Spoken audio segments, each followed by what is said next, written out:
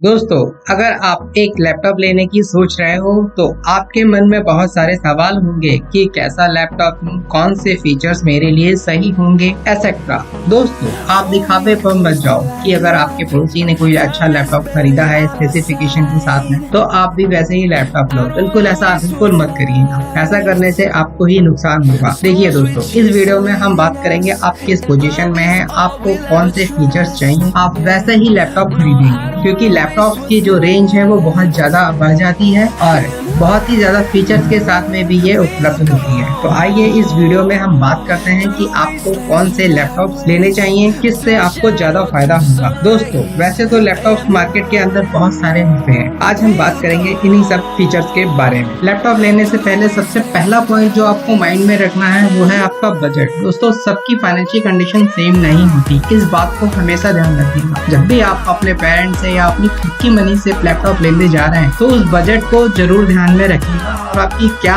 Requirement है उन्हीं को ध्यान में रखकर ही लैपटॉप को परचेज कीजिएगा। क्योंकि मार्केट के अंदर लैपटॉप जो है वो आपको 30,000 से लेकर 1.5 लाख रुपए तक के लैपटॉप अवेलेबल है। तो आपका बजट जितना अलाउ करता है, जितना भी आपका बजट अलाउ करता है, उसी हिसाब से आपको मार्केट में जाके इन्वेस्ट करना है और आपको उसका रिटर्न लेना है। रिटर्न लेने का मतलब है उसको यूटिलाइज करना। दोस्तों, जब भी आप मार्केट में लैपटॉप लेने जाते हैं तो वो आपको दिखाता है, तो वो आपको लैपटॉप्स के बारे में बताता है। i3, i7, i4, इसमें SSD दिया है, LPDDR4 दी है, 5 दी है, इसकी रैम है, ग्राफिक इंटीग्रेटेड है, डेडिकेटेड है, डॉस है, विंडोज है, इन सब चीज के बारे में बताते हैं। तो आइए हम डिटेल्स में समझते हैं ये सारी चीजें क्या होती है। सबसे पहले हम मैटर करते हैं कि डिस्प्ले की, कि आपका लैपटॉप का स्क्रीन साइज क्या है। तो दोस्तों, सबसे पहले डिस्प्ले या स्क्रीन साइज, तो देखिए मार्केट के अंदर 14 inch, 13 inch, 15 inch, 15.6 etcetera display available होते हैं। तो इन सब के फीचर्स जो है अलग अलग होते हैं। तो दोस्तों, जैसे कि मैं आपको बता दूं, अगर आप एक स्टूडेंट हो, आपकी जो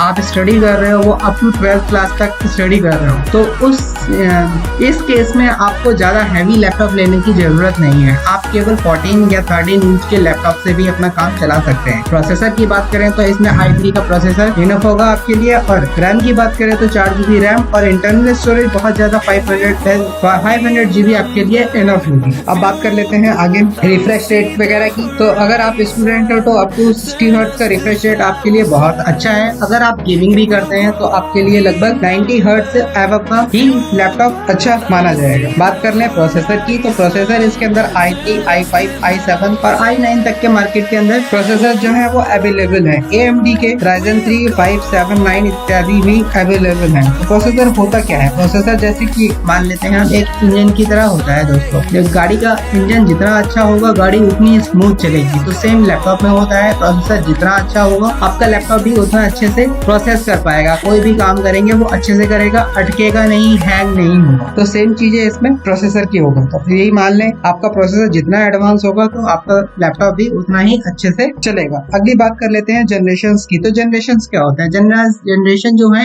इन सब के एडवांस वर्जन होते हैं। अब मान लीजिए आपने इंटेल का i3 ले रखा है, 6 जनरेशन का है, और उसी में i3 का ही 9 जनरेशन का है। तो जाहिर सी बात है 9 जनरेशन वाला जो होगा वो काफी एडवांस होगा। तो इसी के हिसाब से जो है इसकी कॉस्ट भी जो है वो बढ़ जाती है। तो आप उस चीज को ध्यान में रखिएगा। i3 का तो कोशिश कीजिएगा जो भी एडवांस हो वो वही ले। एडवांस मतलब कि 9th जनरेशन चल रहा है तो 9th लें, या 10th जनरेशन चल रहा है तो 10th जनरेशन। अब तो 11th जनरेशन तक का अभी अवेलेबल है मार्केट में, तो आप कोशिश कीजिए 10th या 11th जनरेशन का ही परचेज करें। नेक्स्ट बात कर लेते हैं i3 की। तो मैंने आपको पहले बता दिया, अगर आप स्टूडेंट लेवल पे हो, आपका नॉर्मल काम है, ऑफिस वर्क करते हो, ठीक है, Word, Excel, PowerPoint, photo, data entry, video, internet surfing इत्यादि करते हैं, तो आपके लिए i3 का जो प्रोसेसर है वो इनफ होगा। और अब बात कर लेते हैं नेक्स्ट की। अगर आप इससे थोड़ा सा अप लेवल में बढ़ जाते हो, अगर आपको हैवी एप्लीकेशंस चलानी है जैसे कि ऑटोकैड हो गया या फोटोशॉप हो गया, वीडियो एडिटिंग करनी है अप टू फुल HD जो है कि वीडियो एडिटिंग करनी है 1080 पिक्सल्स तक की, तो आप इसके लिए i3 को प्रेफर कर सकते हो। हैवी एप्लीकेशन और आप प्रोग्रामिंग वगैरह करते हो जैसे कि जावा या .NET वगैरह में प्रोग्रामिंग करना चाहते हो, तो इसके लिए आपको i5 ही बेटर होगा। ठीक है, इसके अंदर रैम की बात कर लें तो मिनिमम देखिए i5 में तो 8 GB रैम होती ही है, तो आप इसमें 4 GB और अपग्रेड करा सकते हैं जिससे आपको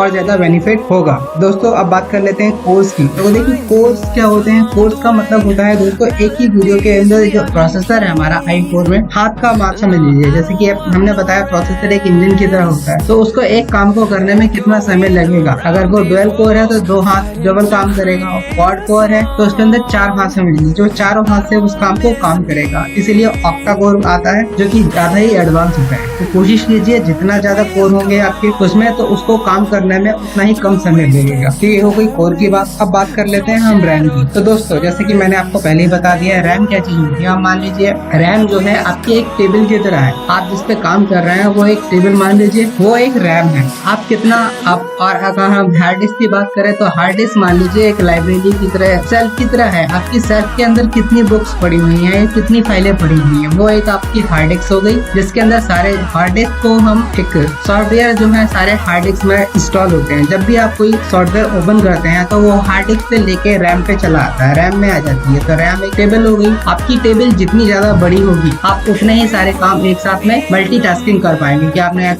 तरफ ऑटोकैड खोल लिया है, दूसरी तरफ प्रोग्रामिंग कर रहे हैं, तीसरी तरफ वीडियो भी देख रहे हैं। तो ये सारी चीज करने के लिए हमें रैम की आवश्यकता होती है। तो अगर आप स्टूडेंट लेवल में है तो आप इतना ज्यादा काम नहीं करेंगे, बहुत ज्यादा मल्टीमीडिया खोल लेंगे और ज्यादा ऑफिस वर्क, वर्डप्रेस वगैरह, पावर पॉइंट खोल लेंगे, तो इसके लिए आपके लिए 4 GB रैम इनफ होगी। लेकिन अगर आप अगर वीडियो एडिटिंग चले जाते हैं, गेमिंग में चले जाते हैं, तो इसके लिए आपको हैवी सॉफ्टवेयर होते हैं, जो एप्लीकेशन होती है 1 GB तक की होती है। तो इसके लिए आपको 8 GB या आप 8 GB से एबव के ही रैम की जरूरत पड़ती है। बात कर लेते हैं ग्राफिक्स की। ग्राफिक क्या होता है, जो भी आप कुछ देखते हैं वो सब ग्राफिक में ही होता है। जैसे कि आप i3 प्रोसेसर लेते हैं तो आपको इसमें 4 GB का रैम होता है, इसी के अंदर इंटीग्रेटेड ग्राफिक जो 2 GB का मिल जाता है। मतलब कि 4 GB में से ही 2 GB जो है वो इंटीग्रेटेड ग्राफिक के अंदर यूज कर ली गई है। और दूसरी आती है डेडिकेटेड ग्राफिक, ये जो है लगभग i5 में ही मिलता है, और अगर आप अलग से कोई ग्राफिक कार्ड डलवाते हैं तो इसकी कॉस्ट बढ़ जाती है, वो डेडिकेटेड ग्राफिक में आ जाता है। अब बात कर लेते हैं हम हार्ड डिस्क की। तो देखिए हार्ड डिस्क जो है 2 प्रकार की आती है, एक होती है हार्ड डिस्क ड्राइव HDD, और दूसरा होता है SSD solid state drive. Hard disk जो हार्ड ड्राइव होती है वो थोड़ी स्पीड उसकी हल्की होती है, क्योंकि इसमें रोटेटिंग डिस्क होती है, जो वो है रीड एंड राइट, जो रीड और राइट करता है वो SSD से थोड़ी स्पीड कम होती है। तो SSD जो होती है सॉलिड स्टेट ड्राइव की रीड एंड राइट करने की स्पीड बहुत ज्यादा होता है। हमने देखा होगा जितने भी एप्पल्स के मैक एयरबॉक्स आती हैं वो सब SSD से इंक्लूडेड होती हैं, क्योंकि SSD जो है बहुत ज्यादा महंगी होती है, और फास्ट रीड एंड राइट की जो स्पीड है वो काफी फास्ट होती है, इसीलिए उसमें अच्छा माना जाता है। तो आप कोशिश कीजिए इसे, या तो आप उसके अंदर आप कॉम्बिनेशन ले सकते हैं, 1 TB की हार्ड डिस्क ले हैं इसमें, और 500 या 128 या 256 GB की आप इसमें SSD ज्वाइन करवा लें, तो काफी अच्छा बेहतर कॉम्बिनेशन माना जाता है। लेकिन लैपटॉप आपका महंगा हो जाएगा, तो इस चीज को आप ध्यान में रखिएगा। स्टोरेज के लिए आप हार्ड डिस्क का ही करें, जो कि 1 TB तक का हो सकता है, 500 GB से लेकर 1 TB तक का यूज कर सकते हैं। अब बात कर लेते हैं लास्ट में विंडो या डॉस। देखिए विंडो या डॉस वाला जो क्या होता है वो टेक्स्ट में लिखा होता था, जो पहले जो आते थे। अगर आपको अभी भी लैपटॉप लेने जाएंगे तो डॉस में आएगा, इसमें आपको अलग से विंडो इंस्टॉल करनी पड़ेगी, नहीं तो आपको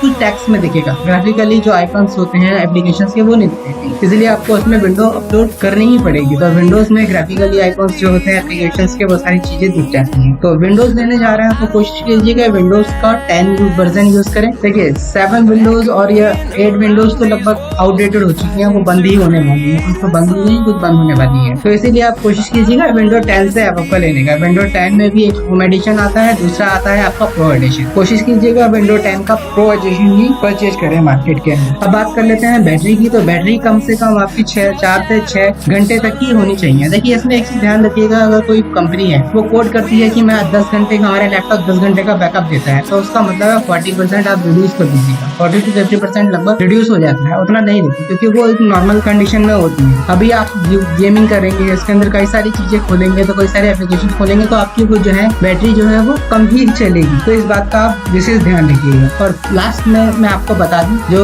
अपग्रेडेबिलिटी है हर चीज की, जैसे कि रैम, ज्यादातर लोग रैम ही अपग्रेड करवाते हैं और जो कुछ अपग्रेड नहीं कराते हैं, तो इस चीज का ध्यान रखिएगा। रैम जो है आपके लैपटॉप में वो सोल्डेड नहीं होनी चाहिए, अपग्रेडेबल होनी चाहिए। फास्ट चार्जिंग का सपोर्ट भी होना चाहिए बैटरी के साथ में। फास्ट चार्जर जितनी चार्ज करेगा उतना ही ज्यादा अच्छा होगा आपके लैपटॉप के लिए। तो इन्हीं सिर्फ बातों के लिए मैं आप वीडियो का एंड करता हूँ। आशा करता हूँ वीडियो आप लोग को अच्छी लगी होगी। वीडियो को लाइक कर लीजिएगा, चैनल पर नए हैं तो चैनल को सब्सक्राइब करके बेल आइकन प्रेस कर दीजिएगा। आपका कोई सुझाव हो चैनल के तो प्लीज कमेंट बॉक्स में करना बिल्कुल मत भूलिएगा। मिलते हैं अगली वीडियो में, तब तक के लिए जय हिंद जय भारत।